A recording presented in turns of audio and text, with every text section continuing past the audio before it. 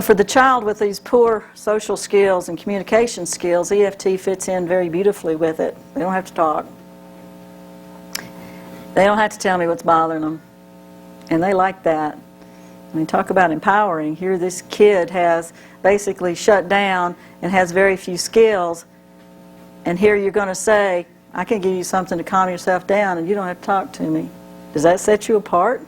It sure does. David's a teenager of a friend of mine. David's 18, 19. I've known David for 5 years, and I had never seen David's eyes.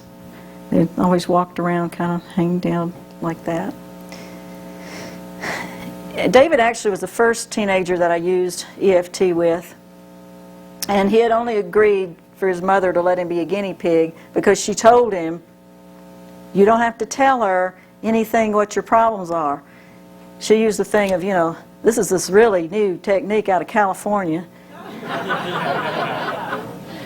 You Western folks might think us folks from Georgia that talk slow, think slow. We make fun of the Californians too.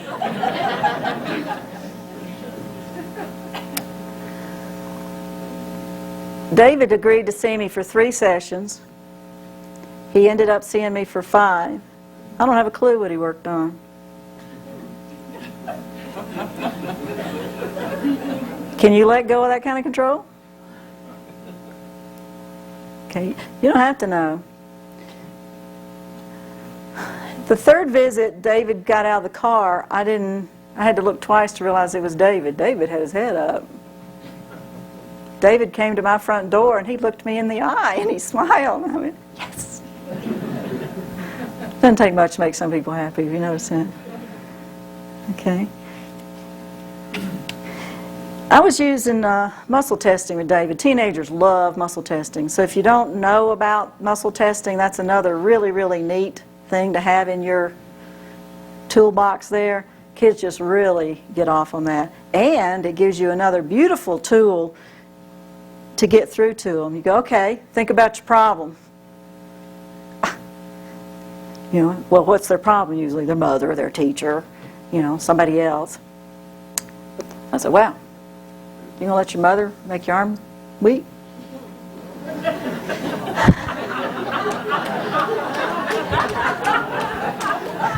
You mean to tell me that Johnny can't let your arm go down? I can show you how to keep that from happening.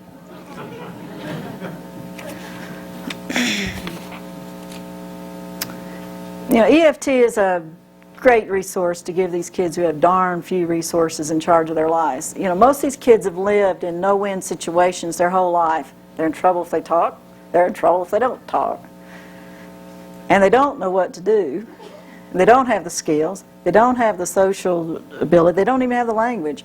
Many of these children see coming to therapy as a punishment. And the not talking is this last-ditch effort.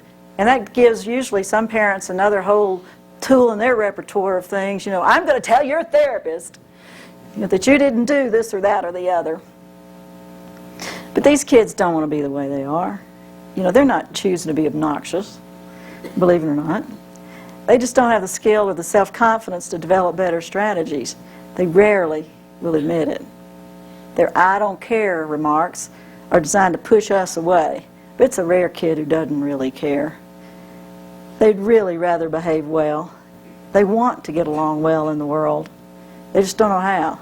They want to win the approval of the adults and generally to fit in. But they're doing the best they can. Our goal is to respect them, admire them, get through to them, teach them. Because it's a large part of therapy is about teaching, is about helping them develop the skills that they need to get along well in the world. Sometimes when I go in the units, when it's bedtime, the kids always want to, come tuck me in sort of thing, or give me a good night hug kind of deal, which, hey. And they'll say, say a prayer with me, Miss Ann. Well, I don't know many prayers. Basically, the one that I use with them is, dear God, thank you for this beautiful child help us to help him learn how to get along better in the world. And basically some variation of that is what, we use, or I use, every time a child wants to do it. And that is my prayer for them, is, lead us in the way that we can go to help them learn to get along better in this world. You're not always going to get a rebellious teenager to tap, or to tab for that matter. Respect how difficult his life is. Respect his struggle. Respect and advocate for his needs. Find out what his interests are. Because unless you've tied into something that child's interested in, you don't have a prayer. Unless you've found something that parent is interested in with that child, you don't have a prayer. Establishing rapport with such a child is a critical piece of being effective. Rapport is very different than a relationship. Lots of these kids, just because I'm the campus director and I wander around there, it's not that I have this close, intimate relationship with all these kids. They know who I am. They say hi, I say hi. I work at teaching them whenever possible. I take what we call teaching moments, whenever possible. Nobody, but think about it. Nobody with any sense establishes this close relationship and trusting relationship with anybody quickly. Not anybody who's got, a real brain in their head. And these children have very good reasons not to trust. But rapport is simply showing a child in many ways, some way that you are like them, that on some level you care about them. It's about them accepting that you have respect for them. And too often, adults don't respect children. Again, I've seen, more than 100 or so therapists in my 30 years wandering through all of this, probably more than that. And I'm not impressed that as a group, they respect the clients that they treat. And if you're going to get through to an emotionally disturbed child, that's what it's going to take. I saw a video one time of a well-known EMDR therapist working with a reluctant child. She had seen the EMDR helping him, but the kid had enough of it, and he climbs over the back of the chair and he's off. This EMDR therapist literally pulls this child off the back of the couch and sits him back down to do more EMDR. Well, now, what did this self-respecting young man do then? He wasn't having any more part of it. What did that therapist teach his child about relationships, about respect, about acceptance? Not anything you want him to know. Sometimes we helping professionals assume that because we're caring people, we care about people, right? That's why we're in this business, right? That just because we want the best, it's what for a child, that child has the ability to immediately know and accept that caring. Don't kid yourself. They don't. You can't assume that this child believes you have their best interest at heart, or even knows how to respond to you if he did. Establishing a relationship with a severely damaged child, and I don't use that term lightly, is hard. It's very difficult. Their autopilot is set on rejection. Their antenna is finely tuned to criticism, and their fears of reaching outside themselves are just huge. There's a chorus in a Christian rock song that says, "Don't worry about your life. If you hold it too close, you'll lose it. Don't worry about your life. Let go before it's too late." That's a great lesson for child therapists. You don't worry about the outcome. Just practice being there with that child. Being there with that child sets you apart. And until you're seen as apart from the rest of the negativity and the long lists of folks, you're not going to get where you would like to get with this child. I also recommend being outrageous. I bet y'all can't imagine me being outrageous, right? Tad was the first child that I tapped with in our residential program. I guess he's about 13. We worked on a whole wide variety of sorts of things, and other sorts of things intervened and taught him how to do it, and we talked about how, and we visualized it, and problem solved and all of that. And I got busy with other sorts of things, and Tad's moved to another couple of units and gets on with getting on. I'm the campus administrator. I don't see each child on a regular kind of basis. So about 3 weeks ago, I walk into the recreation department, and there's Tad. And he is sit outside the activity. I don't know what happened. And there's this folding table with these steps sitting here. And he's got this folding table, shoving it up against the steps like this. Bam, bam, bam, bam, bam, bam, bam. And I walk up and climb up a couple steps on the step, and I put my hands on the bar, and I'm doing this kind of number. It would have worn me out to do it as much as he was doing it, so I was doing it probably about every fourth bang. I said, "Boy, who pushed your buttons?" He goes, "Staff." I said, "Ted, did you know that table cost $99? He's going, I said, "How many weeks' allowance is that?" Okay. Ted goes, "I don't care, it's not mine." I'm going, I said, "Whew," again, who pushed your buttons? He said, "Staff." I said, "Oh, okay." I said, "Well, Ted, I'm supposed to be someplace else in 3 minutes." He said, "Well, Ted, what do you usually do when you're calm?" "I've spent at least 2 hours with this kid tapping." I'm sitting there thinking, you could say, "Oh, I tap, I forgot." No.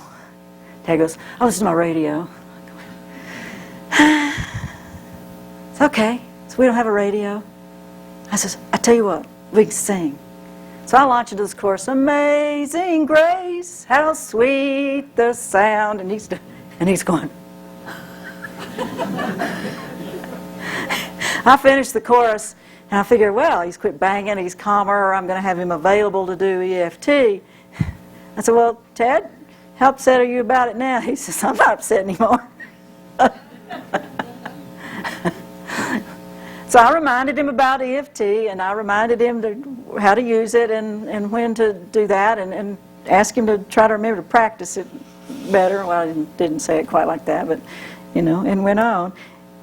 It's not about tapping. It's about establishing rapport. It's about teaching other self-soothing skills. It's about being an advocate. It's about teaching new skills and reminding them to use the skills that they've got. It's about matching the child. It's about being there with the child. What may be, however, equally effective is that, certainly in my agency and probably with the school systems and in many other, is that we are a steady presence in this child's life. And sometimes we may be the only steady presence in this child's life. So even if you feel like you're just not getting anywhere week after week or day after day in school, keep in mind that steady, caring presence is important to that child, because there's very few people in that role in his or her life. Talk therapy is really tough for these kids. Few of these kids can conceive of even spending an hour in intimate conversation with adults talking about deep personal feelings.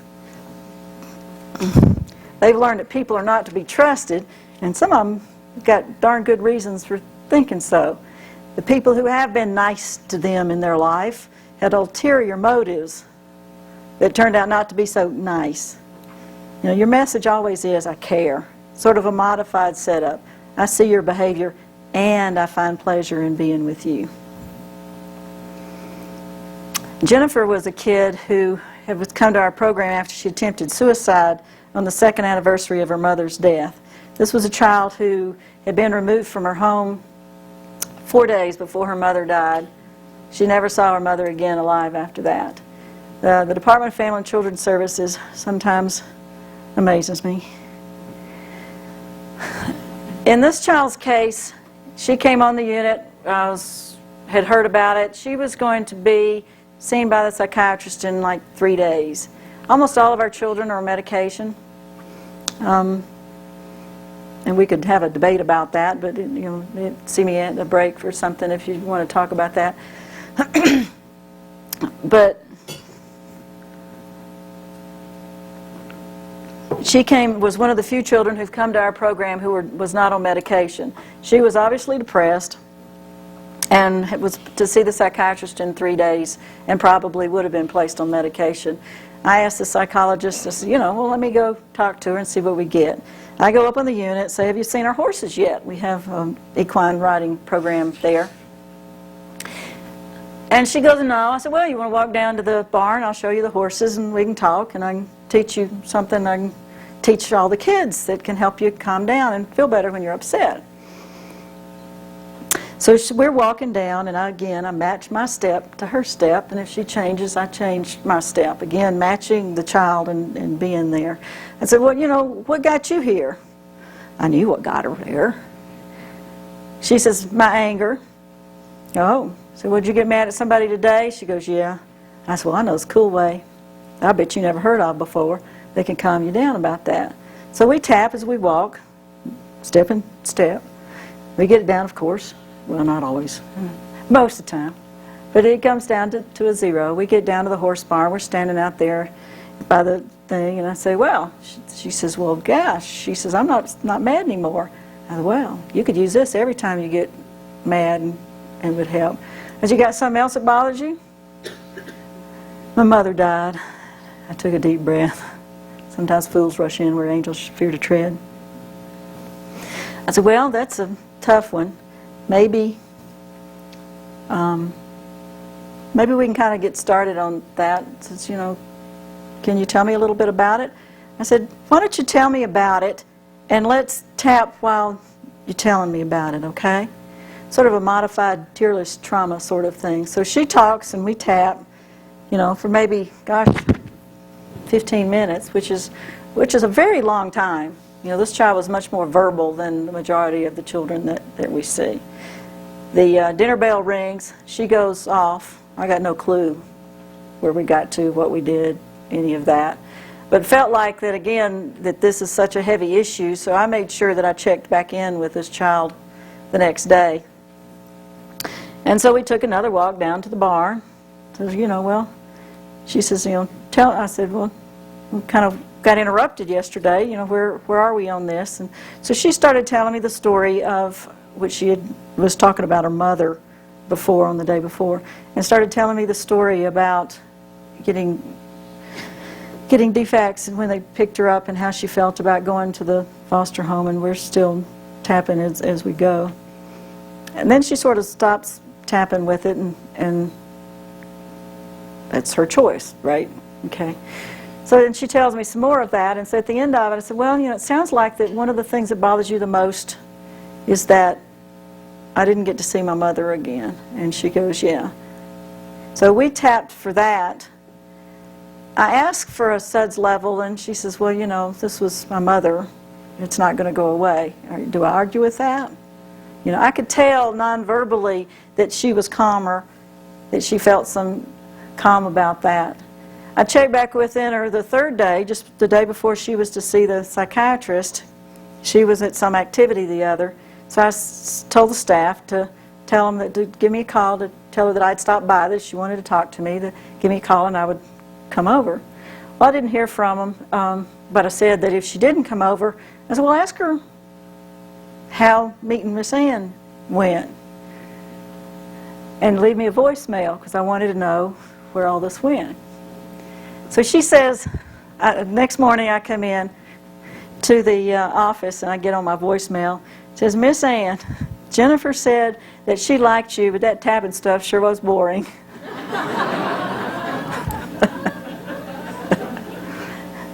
And sometimes, especially when you do a lot like that, they do find it just boring.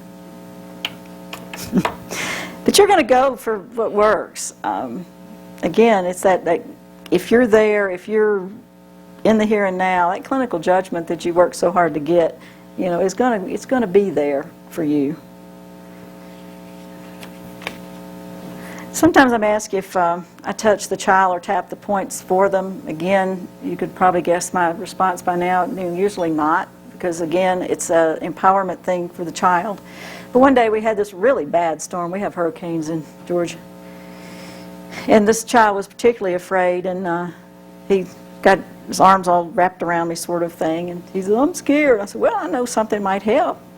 Now, since his hands were all wrapped around me and I had one hand free, I says, is it okay if I tap, you know, under your eye? And he kind of nods, and so I tap under his eye. And I'm thinking, you know, well, I'll need to do this and this and this and go on down. And he looks up at me and says, well, I'm not scared anymore. So sometimes it doesn't take much. Sometimes just a little bitty thing in there makes a big difference. I want to tell you about Lisa, and then we can take another break and get into the institutional thing, unless I'll take questions after that.